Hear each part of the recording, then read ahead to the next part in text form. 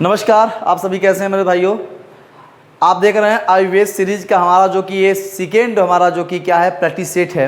और ये आयुर्वेद की तरह आपको काम देगा एग्जाम में आर Bihar SI UP PSC GD, ठीक है। और आने वाले कल में आपका जो कमिंग सून में है जैसे यूपी पुलिस जीडी और आपका आरपीएफ एसआई है, तो उसमें आपको आयुर्वेद की तरह एकदम काम करेगा, रामबाण की तरह काम करेगा। जीएस प्रैक्टिस सेट करा लो, जीएस का है ये, ठीक है। और इसके अंतर्गत आपको अच्छे अच्छे क्वेश्चन मिलेंगे और आपको एक ऐसा अनुभव होगा इसकी तरह, मतलब कि क्या हो सकता है कि ये परीक्षा में आ जाए। तो मैं ये कोशिश कर रहा हूँ कि जो मेरे परीक्षा में छपने वाले हैं क्वेश्चन मेरे भाई, मैं यहाँ पर भी कराने की कोशिश कर रहा हूँ। तो जीएस से भागो नहीं, जीएस बहुत बड़ा नहीं है। जो जीएस से भागता है सर मेरा जीएस बड़ा कमज़ोर है, सर जीएस कमज़ोर नहीं मेरे भाई, इंटरेस्ट पैदा करो। क्या पैदा करो? इंटरेस्ट पैदा करो। तो आयुर्वेद सीरीज का आज सेकेंड नंबर प्रैक्टिस सेट है और ये जो कि एकदम रामबाण की तरह काम करेगा, ठीक है। आयुर्वेदिक जो दवा होती है ना वो धीरे धीरे काम करती है, आप देखोगे। अंग्रेजी दवा के बहुत जल्दी काम करती है, लेकिन आयुर्वेद जो दवा होती है धीरे धीरे काम करता है। इसलिए मेरा धीरे धीरे चला जाए और ऐसे ही हमें आगामी रफ्तार को बढ़ाते चलेंगे, ठीक। तो आज चलिए हम शुरुआत करें, श्री गणसाय करते हैं हम लोग। आयुर्वेद सीरीज है, आयुर्वेद सीरीज बिहार एसआई और आर के लिए स्पेशल है, ठीक है, समझ में आ रहा है। चलिए आज हम लोग श्री गणसाय करते हैं पहले क्वेश्चन से मेरे भाई। और पहला क्वेश्चन आपके सामने आ गया है, दिल थाम के बैठे, दिमाग को खोल के बैठे, ठीक। पहला क्वेश्चन आपके सामने है कि बंगाल में अमला का अधिकार होता है। तो बंगाल में अमला का अधिकार होता है। ऑप्शन आपके सामने है दीवान, जोतदार, कोतवाल या जमींदार। जल्द बताएं कि अमला का अधिकार होता है। देखो मेरे भाई, अमला का अर्थ क्या होता था, ये बंगाल में शुरू हुआ था। कहाँ पे? बंगाल में शुरू हुआ था। और ये क्या हुआ था, जैसे मान लो कोई जैसे जमींदार है, क्या है मेरे भाई? जमींदार, ठीक है। इसका ऑप्शन आपका जमींदार राइट आंसर होगा, डिफाडाग राइट आंसर होगा। आप बड़ा ध्यान समझो कि जमींदार का एक मुंशी होता था। क्या होता था? एक मुंशी होता था। वो मुंशी क्या करता था? पूरे गांव में जाकर कर वसूलता था ना, उसी को हम लोग अमला का नाम देते थे। जमींदार के साथ एक मुंशी रहता था, वो मुंशी पूरे कर को बटोरता था, इकट्ठा करता था, ठीक है। ये अमला का, यानी बंगाल में अमला का अधिकार होता है जमींदार का, ठीक है। राइट हमारा आंसर डिफाडाक। चलिए अगला क्वेश्चन चलते हैं, ठीक। सोन नदी का उद्गम स्थल बताएं। सोन नदी का उद्गम स्थल, अगर आप भारत का भूगोल पढ़े होंगे, प्लेलिस्ट में नहीं पढ़े होंगे, प्लेलिस्ट में जाएं, एकलव्य इंस्टीट्यूट के प्लेलिस्ट में जाएं और भारत का भूगोल खोलें। वहां पे आपको सारी कंटेंट भारत के भूगोल का मिलेगा, विश्व भूगोल का भी कंटेंट मिलेगा। और जो ये प्रैक्टिस सेट आयुर्वेद सीरीज चल रहा है इसका भी आपको प्लेलिस्ट मिलेगा, ठीक है। वहाँ जाएँ और अपने जीवन को साकार बनाएं, ठीक। चलो, सोन नदी का उद्गम छोटा नागपुर पठार से कि अमरकंटक की जना पहाड़ियों से कि गुरु मांधाता चोटी से। चलिए देखिए, जो छोटा नागपुर पठार से है मेरे भाई, ये देख रहे हो छोटा नागपुर पठार से, ये कहाँ है? छत्तीसगढ़ में है, ठीक है, छत्तीसगढ़ में है। दूसरी बात, अमरकंटक कहाँ है सर? एमपी में है, याद रखिएगा एमपी में है। यहीं से क्या हुआ है हमारा B for banana, right answer है सोन नदी का उद्गम। और सर सोन नदी क्या है सर? ये गंगा की, मेरे बात समझिएगा कि गंगा के उत्तर की ओर मिलने वाली सहायक नदी है, उत्तर की ओर, ठीक है, और मिलने वाली सहायक नदी है, याद रखिएगा, ठीक। और एक गंगा से कहाँ मिलती है सर? ये पटना में मिलती है। कहाँ? सोन नदी पटना मिलती है, ठीक है। गंगा से कहाँ मिलती है? पटना मिलती है। गंगा की उत्तर की ओर मिलने वाली नदी है। अमरकंटक से 3 नदियाँ, नर्मदा, ताप्ती और सोन नदी, 3 नदियाँ निकलती हैं। अमरकंटक से कितनी नदियाँ निकलती है? एक तो पहले आप मेरे भाई जान लो कि सोन हो गया, सोन नदी। दूसरी आपका हो गया नर्मदा नदी, ठीक है, नर्मदा नदी। और आपका तीसरी नदी क्या है मेरे भाई? आपका ताप्ती नदी, ठीक है। ये 3 नदियाँ यहाँ से निकली हुई है। ये दोनों नदियाँ नर्मदा ताप्ती आपकी पश्चिम की ओर चली जाती है, पश्चिम की ओर चली जाती है और कच्छ के रण में आकर, सॉरी, खंबात खाड़ी में आकर गिर जाती है। और सोन नदी आपकी गंगा में जाकर पटना में मिल जाती है, ठीक है। चलिए अगला क्वेश्चन की ओर चलते हैं हम लोग, तीसरा क्वेश्चन, ठीक है। भाखड़ा नांगल बांध किस नदी पर बना है? एकदम जबरदस्त क्वेश्चन मेरे भाई कि भाखड़ा नांगल बांध किस नदी बना है। ऑप्शन आपके सामने है रावी, चिनाब, सतलुज और झेलम, ठीक है। जल्द बताएं। तो देखो भाखड़ा नांगल बांध पहले जानिएगा कि ये तो हिमाचल प्रदेश में है। कहाँ है? हिमाचल प्रदेश में है, ठीक है, ये हिमाचल प्रदेश में है, ठीक। हिमाचल प्रदेश में, याद रखिएगा, भांगड़ा नांगल बांध। दूसरी बात ये जानिएगा कि किस नदी बनाया गया मेरे भाई, सतलुज नदी पे। किस नदी पे? सतलुज नदी बनाया गया है, ठीक है, सतलुज नदी बनाया गया है। रावी, चिनाब, झेलम और ये जो सतलुज है, ब्यास है, ये सिंधु की सहायक नदियां हैं। किसकी सहायक नदियां हैं? सिंधु की सहायक नदियां हैं, ठीक है। और भाखड़ा नांगल बांध जानते हैं सबसे बड़ा गुरुत्वीय बांध है। एक ऐसा है गुरुत्वीय बांध है, सबसे बड़ा गुरुत्वीय बांध है, ये बात ध्यान रखिएगा, ठीक है, कोई दिक्कत। भाखड़ा नांगल बांध के पीछे सरदार सरोवर जो कि आप जानते हो झील भी है, ठीक। चलिए अगला क्वेश्चन क्यों चलते हैं मेरे भाई, ठीक है। आयरन की कमी से क्या होता है मेरे भाई? आयरन की कमी से क्या होता है आप जानते हो? अपने भारत में हम लोग बड़े भाग्यशाली हैं कि अपने भारत में जितने भी कम दाम में हमें फल देखने को मिलता है, उसमें उतना ही प्रोटीन आयरन हमें देखने को मिलता है। जैसे अमरूद, केला, ये सब क्या है, इसमें आयरन बहुत मात्रा में पाई जाती है, लेकिन उसको लोग लाइक कम करते हैं। जैसे सेब को बहुत लोग लाइक करते हैं, सेब से ज़्यादा अमरूद में आयरन है, ठीक है। तो मेरे भाई सबसे ज़्यादा आयरन की अगर बात करूँ तो अमरूद, आप जैसे अमरूद खाओ ना, उसमें आयरन अधिक पाया जाता है, घर घर लगभग लगा रहता है, उसे उन लोग लाइक कम करते हैं, मार्केट से खरीद के लाते हैं। ये भारत में देखो नेचुरलिटी जो कि पाया जाता है उसमें आयरन, लेकिन लोग उसको लाइक नहीं करते हैं, ठीक है। यही पाया कि आयरन की कमी से क्या होता है। बहुत से आप देखे होंगे, ऑप्शन है बेरी बेरी, स्कर्वी, एनीमिया या मधुमेह। जल्द बताएं। तो मैं बताना चाहता हूं मेरे भाई कि बेरी बेरी जो रोग होता है, आप जानते हो बेरी बेरी विटामिन बी की कमी से। किससे होती है सर? विटामिन बी की कमी से बेरी बेरी रोग होती है, ठीक है। विटामिन सी की कमी से क्या होती है सर?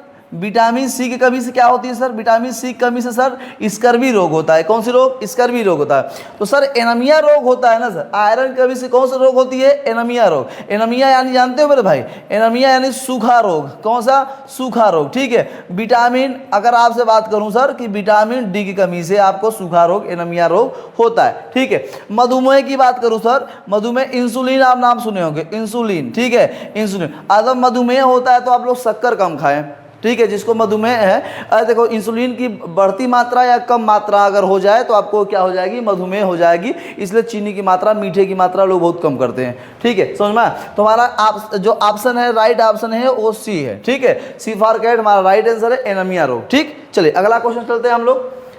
भूमध्य रेखा निम्नलिखित में से किस देश के मध्य से नहीं गुजरती? यहां दिया है नहीं गुजरती, गुजरती है नहीं मेरे भाई, नहीं गुजरती है, पूछा है। Option Brazil, Bharat, Kenya, Somalia. जल्द बताएं।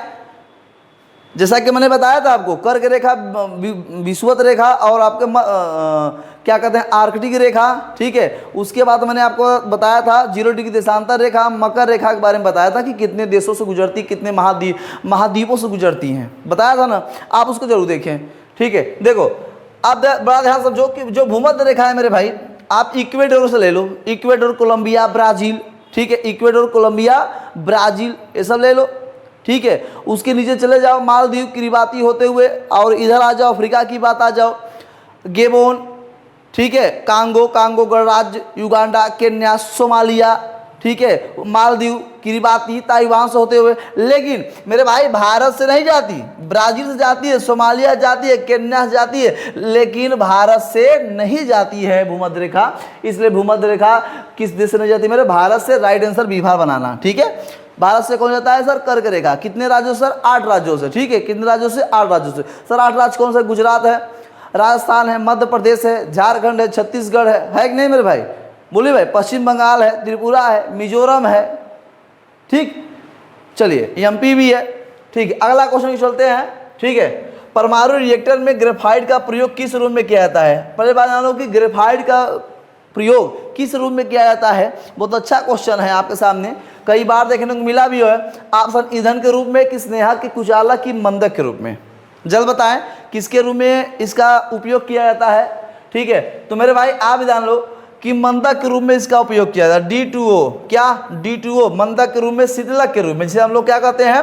शीतलक के रूप में इसका प्रयोग किया जाता है, ठीक है। मंदक के रूप में परमाणु रिएक्टर का, जिसे हम लोग भारी जल, क्या? भारी जल, ठीक है। और भारी जल के लिए कौन प्रसिद्ध है मेरे भाई? उड़ीसा का नाम सुने होंगे, उड़ीसा में तलचर का नाम सुने होंगे। किसका?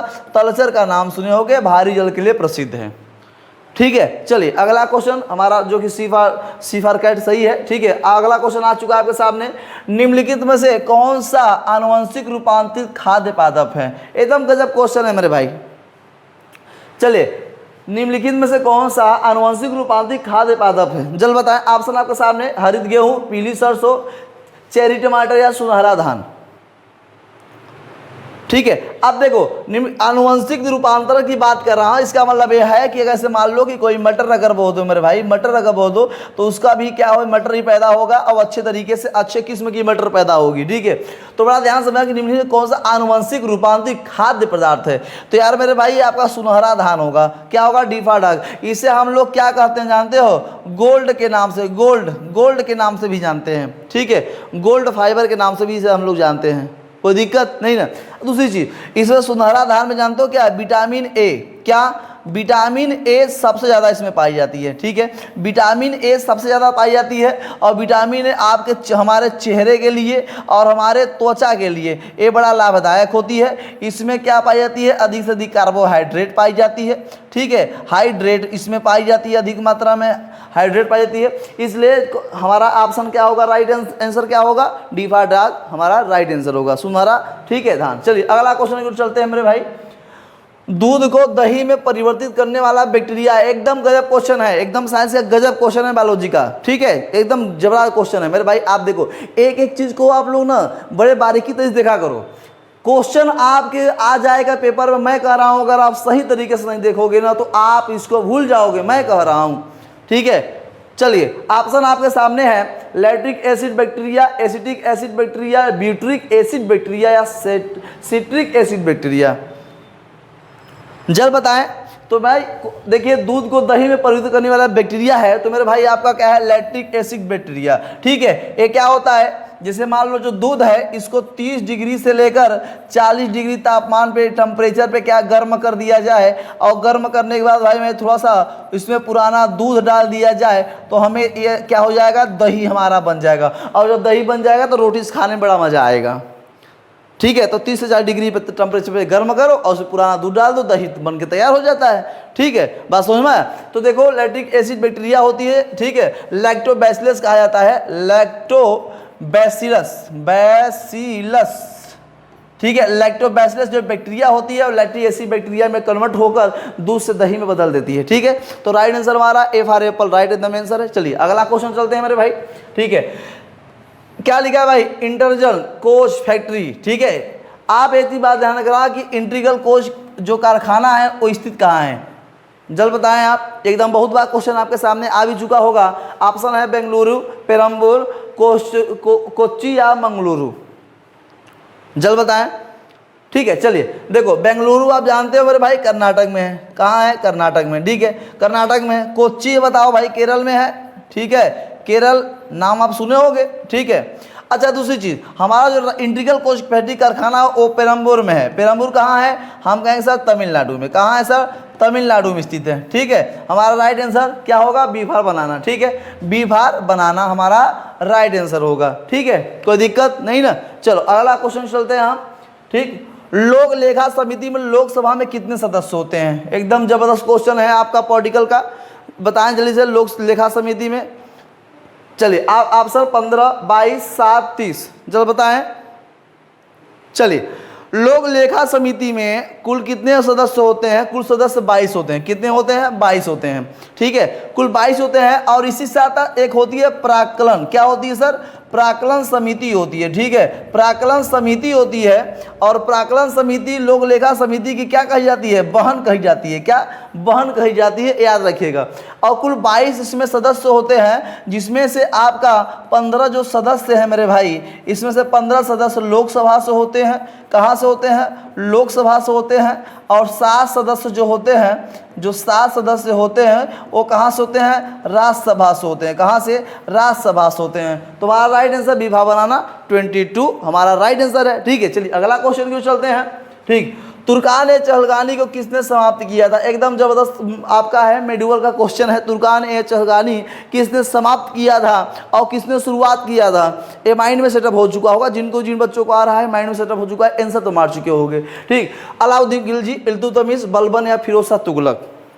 जल्द बताएं। तो देखो भाई, तुर्कान ए चहलगानी की शुरुआत करने वाला जो ना था वो उसका नाम था इल्तुतमिश। क्या नाम था? इल्तुतमिश इसका नाम था। ठीक है, इल्तुतमिश। ठीक है, याद रखिएगा इल्तुतमिश है। ठीक। ध्यान रखिएगा, तुर्कान चहलगानी इल्तुतमिश ने शुरुआत किया था, और लेकिन इसको किसने समाप्त किया था? बलबन। ठीक है, बलबन ने इसको समाप्त कर दिया था। ठीक, याद रखिएगा सी फॉर कैट हमारा जो कि राइट आंसर बलबर होगा। और बलबन जो है एक इलबारी जो वंश का था, ठीक है, इलबरी वंश जिसे कहा जाता है। और इन्होंने क्या शुरुआत था? सिजदा तथा पाबोस का भी शुरुआत किया था, तुर्कान चहलगानी। और तुर्कान चहलगानी का मतलब क्या जानते हो? इसमें 40 लोग थे, इसमें 40 सदस्य थे। ठीक है, और ये 40 सदस्य क्या करते जानते हो? ये इल्तुतमिश को क्या सुझाव देते थे? क्या देते थे? सुझाव देते थे। जैसे अष्ट दिग्गज थे ना, अष्ट दिग्गज थे, है नहीं, अष्ट प्रधान थे। तो उसी प्रकार से तुर्कान चहलगानी की जो एक संगठन बनाया था, वो बनाया था इल्तुतमिश। इसको खत्म किसने किया था सर? बलबन ने किया था। ठीक है, चलिए अगला क्वेश्चन की ओर चलते हैं। ठीक, अगला क्वेश्चन हमारा क्या होगा मेरे भाई कि निम्नलिखित में से कौन सा अनुच्छेद कुछ राज्यों को संघ से अनुदान का प्रावधान करता है? बड़ा अच्छा क्वेश्चन है आपके सामने कि निम्नलिखित में से कौन सा अनुच्छेद कुछ राज्यों को संघ से अनुदान का प्रावधान करता है? देखो यहाँ इसका कहने का ऐसा है कि कुछ राज्य है जो संघ से अनुदान का प्रावधान करता है। मतलब यहाँ पे आपका जो है ना केंद्र शासित प्रदेश है और जो राज्य है, इन दोनों में अनुदान की बात कर रहा है। तो कौन सा ऐसा अनुच्छेद है? ऑप्शन आपके सामने 275, आर्टिकल 276, आर्टिकल 277, आर्टिकल 278। ठीक है, तो आपका राइट आंसर होगा ए फॉर एप्पल 275। ये क्या करता है? तो राज्य कुछ राज्य संघ से अनुदान का प्रावधान करता है, ये हमारा आर्टिकल 275 में है। ठीक है, राइट आंसर आर्टिकल 275। ठीक है, चलिए अगला क्वेश्चन की ओर चलते हैं हम लोग। कपिला कार्यक्रम जो हाल ही में चर्चा में रहा किस क्षेत्र से संबंधित है? एक गजब का है एकदम बड़े भाई।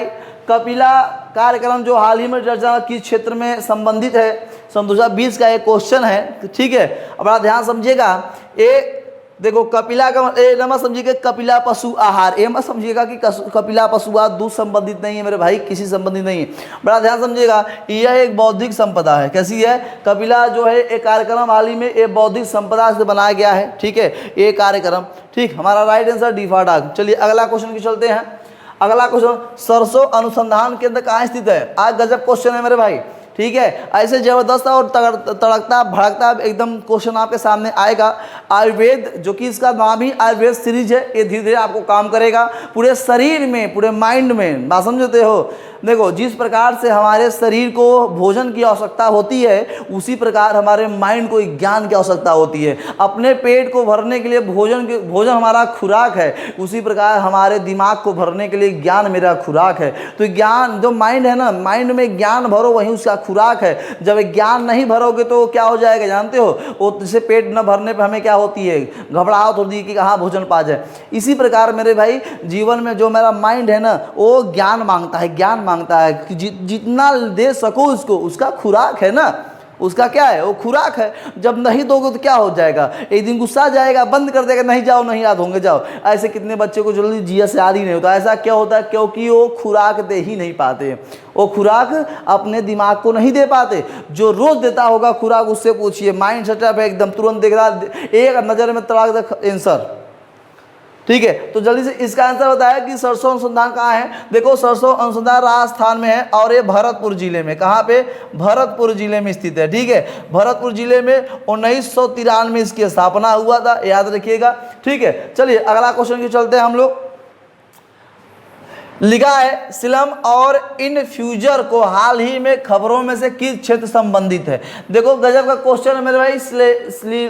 लिखा है सिलम इनफ्यूजर हाल ही में किन खबरों में से किस क्षेत्र से संबंधित है? तो मैं बताना चाहता हूँ यह पर्यावरण संबंधित है। किससे संबंधित है? ठीक है, इन्वायरमेंट लिखा है ना, इन्वायरमेंट। ई का मतलब होता है इन्वायरमेंट। क्या होता है? इन्वायरमेंट। ठीक है, याद रखिएगा, ये पहले से ही याद रखिएगा। ई पहला इसका अक्षर देखेंगे हम, पहले जान जाएंगे सर इन्वायरमेंट, तो मेरा पर्यावरण संबंधित है। किससे?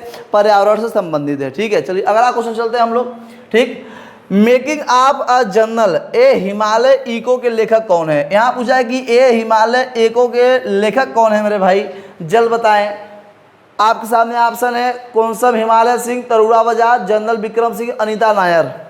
तो देखो इससे मिलता जुलता नाम कौन सा है? तो आप याद रखिएगा कौनसन हिमालय सिंह। इसका right answer A for Apple इसका राइट आंसर, इससे मिलता जुलता है। ठीक है, चलिए अगला क्वेश्चन चलते हैं हम लोग अगले क्वेश्चन की ओर। सेनमेट का संबंध किससे है? एकदम जबरदस्त क्वेश्चन है, कई बार क्वेश्चन आपको ये रिपीट हो चुका है, रिकॉल हो चुका है, कितने भाइयों को याद भी होगा ये क्वेश्चन। ठीक है, एकदम रामबाण की तरह काम करेगा, माइंड में भीनेगा, धीरे धीरे अपने शरीर में भीनेगा है, पहले पहुंचेगा तब न समझ में आएगा। जब ये पूरी तरह से आयुर्वेद जब काम कर जाएगा मेरे भाई ना, आपकी लाइफ बदल जाएगी, मैं कह रहा हूँ। ठीक है, ध्यान रखिएगा। चलो, सेनमेट क्या है? एक बिक्री कर है कि सीमा शुल्क है कि सेवा की उत्पादक शुल्क? जल्द बताएं। तो मैं बताऊं मेरे भाई, उत्पादक शुल्क है। ठीक है, और उत्पादक कैसा है? यह एक अप्रत्यक्ष कर है। कैसा है? अप्रत्यक्ष कर है। याद रखिएगा कि उत्पादक शुल्क एक अप्रत्यक्ष कर है, सेनमेट इसी से संबंधित है, उत्पादक शुल्क से। ठीक, चलिए अगले क्वेश्चन चलते हैं हम लोग। सोरा जो बारूद बनाने में काम आता है का रासायनिक नाम है? जल्द बताएं कि रासायनिक, सोरा का रासायनिक नाम है। और सोरा जो होता है ना, बम बनाने में काम आता है। किसी में? बम बनाने में काम आता है। ठीक है, सोरा का। इसका रासायनिक नाम पूछा है, रासायनिक नाम बताओ भाई। पोटेशियम क्लोराइड की, पोटेशियम सल्फेट की, पोटेशियम नाइट्रेट की, पोटेशियम कार्बोनेट? जल्द बताएं। ठीक है, तो मेरे भाई जो सोरा होता है ना, बारूद बनाने में काम होता है, इसका रासायनिक जो नाम होता है पोटेशियम नाइट्रेट होता है। क्या होता है? KNO3 इसका जो है सूत्र है, याद रखिएगा, पोटेशियम नाइट्रेट का। ठीक है, यह इसका रासायनिक नाम है। ठीक है, चलिए अगला क्वेश्चन चलते हैं हम लोग। एक बहुत अच्छी क्वेश्चन था। पानीपत के तृतीय युद्ध के समय मराठा पेशवा कौन था? बड़ा गजब क्वेश्चन आ गया आपका, देख लो, बड़ा गजब, एकदम 5 स्टार लगा लो जबरदस्त तरीके से। देखो भाई, अब तृतीय विश्व युद्ध की बात, सॉरी, पानीपत की तृतीय विश्व युद्ध की बात हो गई। विश्व युद्ध मान लो भाई थोड़ा सा। ठीक है, पानीपत के तृतीय युद्ध। ठीक है, इसमें उस समय का पेशवा कौन है, यही पूछा है। ठीक, तो मेरे भाई एक चीज जानो कि ऑप्शन आपके दिया है सामने, बालाजी बाजीराव की, नारायण राव की, माधवराव सेकंड की, बाजीराव द्वितीय। ठीक है, बाजीराव मस्तानी मूवी आप देखे होंगे, अगर देखे होंगे तो आंसर मार दिए होंगे। अगर मूवी बाजीराव मस्तानी देखे होंगे तो आंसर मार दिए होंगे। तो मेरे भाई देखो, उस समय पानीपत का जो, देखो पानीपत का 1761 में तीसरा युद्ध हुआ था। ठीक है, और किसके बीच हुआ था भाई? तो आपका था मराठा। ठीक है, मराठा के साथ हुआ था। और उसके साथ अब्दुल शाह, एक रुकिए थोड़ा सा माइंड में आ जा रहा है। ठीक है, बता दे रहा हूँ माइंड में। तो देखो, मराठा के साथ हुआ था। और उस समय मराठा क्या हुए थे मेरे भाई? मराठा जो कि क्या हो चुके थे? पराजित हो चुके थे। ठीक है, तो मराठा जो पराजित हो चुके थे, उस समय का जो मराठा पेशवा बना था वो था बालाजी बाजीराव। कौन बना था? बालाजी बाजीराव। ठीक है, बालाजी बाजीराव उस समय जो कि ये पेशवा बने थे। ठीक, चलिए थोड़ा सा माइंड में आएगा, जरूर बताएं देंगे कि किसके साथ युद्ध हुआ था। ठीक है, चलिए अगला क्वेश्चन चलते हैं हम लोग। ठीक, मनुष्य के शरीर में सबसे छोटी ग्रंथि कौन है? ठीक है, मनुष्य के शरीर में सबसे छोटी ग्रंथि कौन है? देखो भाई, लीवर, थायराइड, पिट्यूटरी या लार ग्रंथि? एक बात बताऊं कि हम आपके जीवन में हम आपसे ज़्यादा मेहनत करते हैं, हम आपके लिए आपसे सब ज़्यादा मेहनत करते हैं, ये बात ध्यान रखिएगा। क्यों? क्योंकि भाई मेरे देखो, हमें आपका जीवन बनाना है, उजागर करना है, रोशनी लाना है आपके जीवन में। कितना भी कड़ी मेहनत, अगर धूप सूरज की तरह चमकना है ना, तो पहले उसकी तरह जलना सीख लो। जब जलोगे तभी तो चमकोगे। इसलिए मेरे भाई, खुद को जलाकर आपका जीवन उजाला करने जा रहा हूं। तो हमें उम्मीद है कि आप मेरा सपोर्ट करोगे, आगे बढ़ाओगे। ठीक है, तो देखो आपके सामने क्वेश्चन कौन सा जबरदस्त क्वेश्चन है। सबसे हमारे शरीर की सबसे छोटी ग्रंथि कौन है? सबसे छोटी ग्रंथि कौन है? छोटी छोटी ग्रंथि, लीवर, थायराइड, पिट्यूटरी या लार ग्रंथि? जल्द बताएं। तो मेरे भाई आप जानते हो सबसे छोटी ग्रंथि कौन सा है? एकदम छोटी ग्रंथि, ये हमारा पिट्यूटरी ग्रंथि। क्या है? मास्टरमाइंड। इसे हम लोग क्या कहते हैं? इसे मेरे भाई मास्टरमाइंड ग्रंथि भी कहते हैं, मास्टरमाइंड ग्रंथि भी कहते हैं। कोई दिक्कत नहीं ना, पिट्यूटरी ग्रंथि। और जानते हो पिट्यूटरी ग्रंथि अगर हमारा खराब हो जाता है तो दिमाग खराब हो जाता है। क्या होता है? दिमाग खराब हो जाता है, सही राह पे हम लोग चल नहीं पाते, सही काम नहीं सोचता। ध्यान रखिएगा। ठीक है, तो बात समझ में आए? मनुष्य की सबसे छोटी ग्रंथि कौन है? हमारा पिट्यूटरी। चलिए अगला क्वेश्चन चलते हैं हम लोग अगले क्वेश्चन की ओर। विश्व मानक दिवस किस तिथि को मनाया जाता है? आप लो भाई, देखो आपके सामने अच्छा क्वेश्चन आ गया ना, इससे भी एक क्वेश्चन आएगा, या आएगा, ध्यान रखिएगा। ठीक है, 1 सितंबर, 14 अक्टूबर या 2 अक्टूबर, सॉरी 16 अक्टूबर या 1 दिसंबर? जल्द बताएं। देखो भाई, विश्व मानक दिवस आपका 14 अक्टूबर को मनाया जाता है। और 16 अक्टूबर की बात करूं मैं, 16 अक्टूबर की बात करूं तो एलर्जी दिवस, क्या एलर्जी दिवस मनाया जाता है? ये भी याद रखिएगा, 1 दिसंबर को जानते हो आप लोग एड्स दिवस मनाया जाता है। कोई दिक्कत नहीं ना भाई, कोई दिक्कत? चलिए आगे की अगला क्वेश्चन क्यों चलते हैं हम लोग, ठीक है। कितने पाकिस्तान किसकी रचना है? यार गजब क्वेश्चन है मेरे भाई, एकदम गजब क्वेश्चन है, एकदम जान लो क्या बताएं। 10 स्टार लगाओ इसे, 10 स्टार लगा लो। देख लो, खुशवंत सिंह, कमलेश्वर या भीष्म सानिया, अमृता प्रीतम। जल्द बताएं, ये 4 ऑप्शन आपके सामने आ गया है ना कि कितने पाकिस्तान। पाकिस्तान तो एक ही है, ठीक है, वो भी हमारा जो कि छूट के चला गया है, बगल में है तो बच्चा पाकिस्तान, ठीक है, याद रखिएगा। तो भाई कितने पाकिस्तान किसने लिखा था? कमलेश्वर ने लिखा था। क्या? कमलेश्वर। बी जो हमारा बी फॉर बनाना हमारा राइट आंसर है, बी फॉर बनाना, कमलेश्वर। इन्होंने कितने पाकिस्तान। बड़े भाई खुशवंत सिंह की बात करूं तो इन्होंने लिखा था ट्रेन टू पाकिस्तान। किसने लिखा था? ट्रेन टू पाकिस्तान, ठीक है, ट्रेन टू पाकिस्तान। एक खुशवंत सिंह ने लिखा था ट्रेन टू पाकिस्तान। भीष्म साहनी की रचना अगर मैं बताऊं तो इनकी रचना है तमस। क्या है? तमस इनकी रचना है। अमृता प्रीतम की बात बताऊं मेरे भाई तो इन्होंने लिखा था 19 डे। क्या? 19 डे, ठीक है, इनकी रचना का नाम है, याद रखिएगा, ठीक है। चलिए अगले क्वेश्चन को चलते हैं हमारा, ठीक है। हरिजन सेवक संघ संगठित किया गया था, बताओ, गजब क्वेश्चन है मेरे भाई। हरिजन सेवक संघ संगठित किया गया था, अब बताओ ऑप्शन। राजा राम मोहन राय, डॉक्टर भीमराव अम्बेडकर, महात्मा गांधी की एनी बेसेंट। जल्द बताएं। चलिए ठीक है, क्या बात समझ में आया? तो मेरा हरिजन सेवक आप जानते हो, हरिजन सेवक संघ का महात्मा गांधी ने किया था। किसने किया था? महात्मा गांधी ने किया था, ठीक है। और दूसरी बात, राजा राम मोहन राय, इन्होंने ब्रह्म समाज की स्थापना किया था ना भाई, ब्रह्म समाज की स्थापना, वेदांत कॉलेज की स्थापना, वेदांत कॉलेज की स्थापना किया था इन्होंने, ठीक है, ब्रह्म समाज की स्थापना, वेदांत कॉलेज की स्थापना। उसके बाद एक और इन्होंने किया था, ठीक है, राजा राम मोहन राय हो गए, ठीक है। दूसरी बात, इन्होंने हितकरणीय समाज, क्या? हितकरणीय, ठीक है, हितकरणीय समाज की स्थापना किया था डॉक्टर भीमराव अम्बेडकर ने, ठीक, कोई दिक्कत नहीं ना। महात्मा गांधी एनी बेसेंट ले लो, इन्होंने क्या किया था? 1916 में होम रूल लीग की स्थापना किया था, ठीक है, होम रूल लीग की स्थापना किया था, कोई दिक्कत नहीं ना। चलो अगले क्वेश्चन की चलते हैं हम लोग, ठीक है। सत्यार्थ प्रकाश पवित्र पुस्तक है किसका? आपके सामने ऑप्शन है, एकदम जबरदस्त। आर्य समाज का कि ब्रह्म समाज का, थियोसॉफिकल सोसाइटी या प्रार्थना समाज का? जल्द बताएं कि सत्यार्थ प्रकाश जो पवित्र पुस्तक है वो किससे संबंधित है, ठीक है, बात समझ में आ रहा है? चलिए अब देखो, जो सत्यार्थ आर्य समाज की स्थापना, ठीक है, आर्य समाज, स्वामी दयानंद सरस्वती के नाम सुने होंगे आप, स्वामी दयानंद सरस्वती, ठीक है, सरस्वती की इन्होंने क्या किया था? आर्य समाज की स्थापना किया था। ब्रह्म समाज की स्थापना किसने किया था? राजा राम मोहन राय ने किया था, मोहन राय ने किया था, कोई दिक्कत नहीं ना भाई। चलो, थियोसॉफिकल सोसाइटी की स्थापना ब्लावस्की ने किया था, ब्लावत्स्की, ठीक है, ब्लावस्की ने किया था, कोई दिक्कत नहीं ना भाई। प्रार्थना समाज की स्थापना आत्मा राम पांडुरंग, किसने किया था? पांडुरंग ने किया था, ठीक है, याद रखिएगा। तुम्हारा ऑप्शन राइट आंसर होगा A for Apple, Arya Samaj, ठीक है। ये सत्याग्रह जो पवित्र पुस्तक है आर्य समाज की है, बाकी सब ने बताया है। चलिए अगले क्वेश्चन की ओर चलते हैं, ठीक है। श्रीमद् भागवत गीता मौलिक रूप से किस भाषा में लिखी गई थी? बताओ भाई किस भाषा में लिखी गई है? ये 4 ऑप्शन सामने हैं, उर्दू, हिंदी, संस्कृत, पाली। जल्द बताएं। अब जानते हो पहले हमारे जो प्राचीन में कौन सी भाषाएं थी, ठीक है, तो अब जानते हो सबसे प्राचीन भाषाओं में से एक भाषा है संस्कृत। कौन है मेरे भाई? संस्कृत एक भाषा है, याद रखिएगा। ए फॉर एप्पल हमारा राइट आंसर है, ठीक है, सबसे बड़ा ग्रंथ हमारा है। अगला क्वेश्चन की ओर चलते हैं हम लोग। भारत में संसद के दोनों सदनों की सम्मिलित बैठक की अध्यक्षता कौन करता है? जल्द बताएं। अध्यक्षता, लोकसभा राज्यसभा की अध्यक्षता करता कौन है? ऑप्शन राष्ट्रपति, प्रधानमंत्री, लोकसभा अध्यक्ष या उपराष्ट्रपति। जल्द बताएं। तो मेरे भाई ये जो अध्यक्षता बैठी है, आर्टिकल की बात करूं मैं, आर्टिकल 108 की बात है। आर्टिकल 108 में ये लोकसभा राज्यसभा की बैठक होती है और राष्ट्रपति बैठक बुलाता है। क्या करता है? राष्ट्रपति बैठक बुलाता है, ठीक है, राष्ट्रपति बैठक बुलाता है। अध्यक्षता लोकसभा अध्यक्ष करता है, ठीक है, लोकसभा अध्यक्ष अध्यक्षता करता है, ठीक है। चलिए अगला क्वेश्चन की चलते हैं, ठीक है।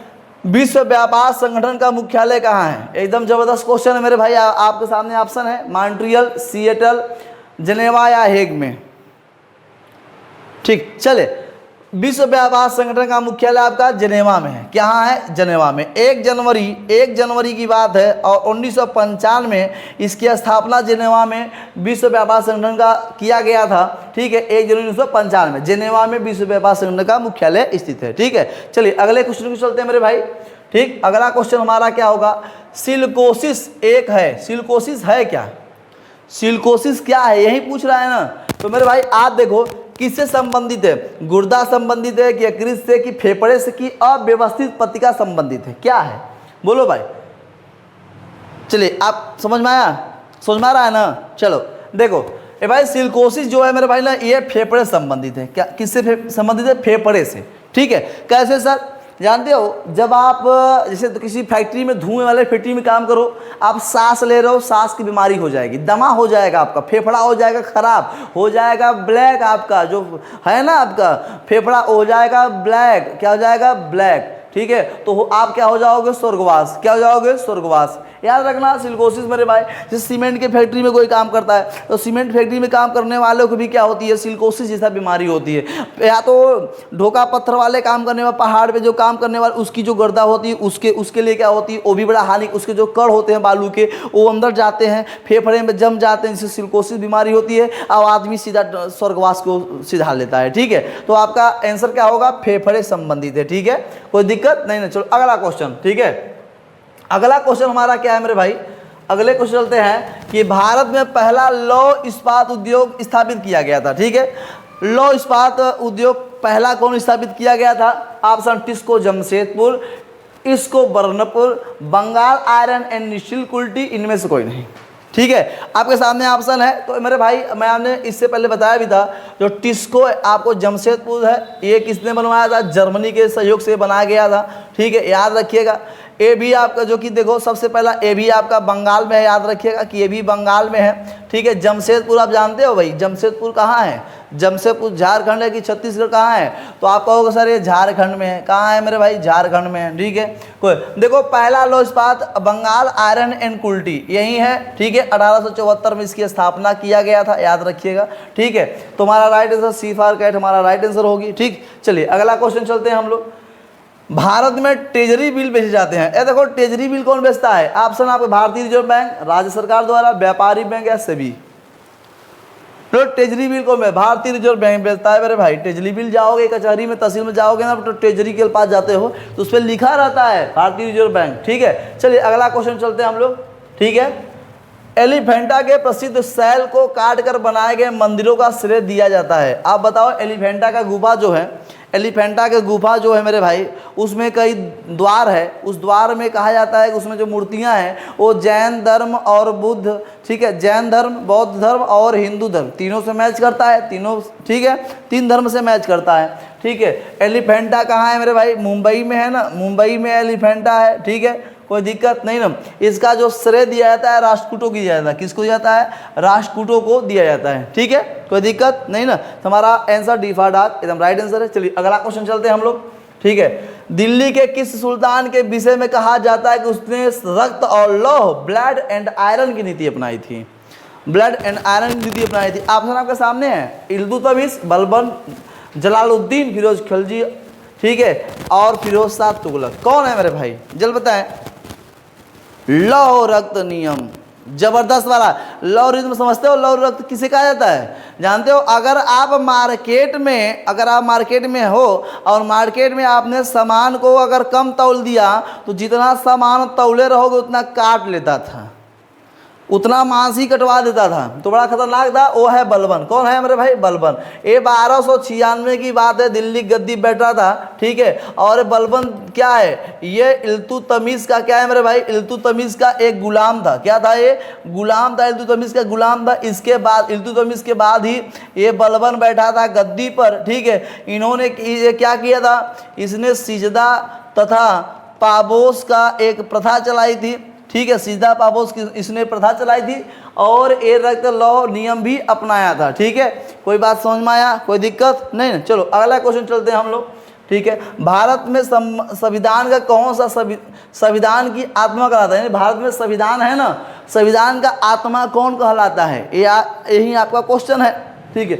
ऑप्शन आपके सामने, राज्य के निदेशक तत्व के मूल अधिकार के उद्देशिका के संवैधानिक उपचार जल्द बताएं। तो मेरे भाई ये तो नॉर्मल क्वेश्चन है, सभी बच्चे जानते होंगे कि जो संविधान का आत्मा कहलाता है, डॉक्टर भीमराव अम्बेडकर ने कहा था संवैधानिक उपचार अनुच्छेद आपका 32 है, संवैधानिक उपचार, ये संविधान की आत्मा कहलाता है। ठीक है, चलिए अगला क्वेश्चन की चलते हैं हम लोग। निम्नलिखित में कौन संचार की सबसे बड़ी पोतवाहक नहर है? यह देखो गजब क्वेश्चन है आपके सामने, पोतवाहक नहर पूछा है। तो आपके सामने कील नहर, पनामा, सू नहर या स्वेज नहर। देखो भाई सबसे बड़ी जो नहर है यातायात की वो है स्वेज नहर। कौन सा है? स्वेज नहर। ये क्या करता है स्वेज नहर? ये मेरे भाई स्वेज नहर भूमध्य सागर को लाल सागर से जोड़ता है। ठीक है, लाल सागर को जोड़ने का काम करता है। ठीक है, कोई दिक्कत नहीं ना। तो स्वेज नहर हमारा सबसे बड़ा पोतवाहक नहर है, याद रखिएगा। इसमें बड़ी बड़ी स्टीमर भी चलती हैं। गंगा, हमारे गंगा यदि कुछ नहीं इतना बड़ा नहर है कि गंगा का कई गुना ले लो तो जाके ये स्वेज नहर दिखाई देगा। ठीक है, चलो अगला क्वेश्चन चलते हैं हम लोग। भरतनाट्यम किस राज्य का प्रमुख शास्त्रीय नृत्य है? देखो भाई भरतनाट्यम बहुत बार क्वेश्चन पूछा गया भरतनाट्यम। ठीक है, इससे क्वेश्चन भी पूछा है, एक दो क्वेश्चन आ जाएगा। तो भरतनाट्यम पूछा किस राज्य का शास्त्रीय नृत्य है? तो यार ये बात ध्यान रखना, ऑप्शन उड़ीसा, आंध्र प्रदेश, तमिलनाडु, कर्नाटक। ठीक है, चलो भाई मेरे तमिलनाडु का, कहाँ का? तमिलनाडु का है भरतनाट्यम, तमिलनाडु का है। और एक चीज हमारा right answer C for cat right answer होगा। उसके बाद उड़ीसा का डांस कौन सा है हमारे? उड़िया। क्या है? उड़िया। ठीक है, और आंध्र प्रदेश का सबसे प्रमुख जो है शास्त्रीय कुचिपुड़ी। क्या है? कुचिपुड़ी। ठीक है, कुचिपुड़ी है। कर्नाटक का आप जानते हो यक्षगान है। क्या है? यक्षगान सबसे प्रसिद्ध है यहाँ की। ठीक है, तो राइट आंसर होगा सी फॉर कैट, तमिलनाडु। क्या बात समझ में आया? तो देखो भाई ऐसे ही तड़कता भड़कता क्वेश्चन आपके सामने लाएंगे IBS सीरीज में। मैं कह रहा हूं कि अगर आप कंटिन्यू देख रहे हो तो परीक्षा में अगर क्वेश्चन आया तो यहीं से आएगा। मैं कह रहा हूं, ये बात ध्यान रखना, दिमाग में सेटअप कर लो। PTUT के अंत में IBS सीरीज IBS की तरह काम करेगा, धीरे धीरे काम करेगा, लेकिन आगे चल के भरपूर एनर्जी आपको देगा, आपका लाइफ चेंज कर देगा, मैं कह रहा हूं। ठीक है, चलो आज के लिए बस इतना ही। ठीक है, इंतजार करिए अपने IBS सीरीज का तीसरा प्रैक्टिस सेट। बस आज के लिए नहीं, जय हिंद।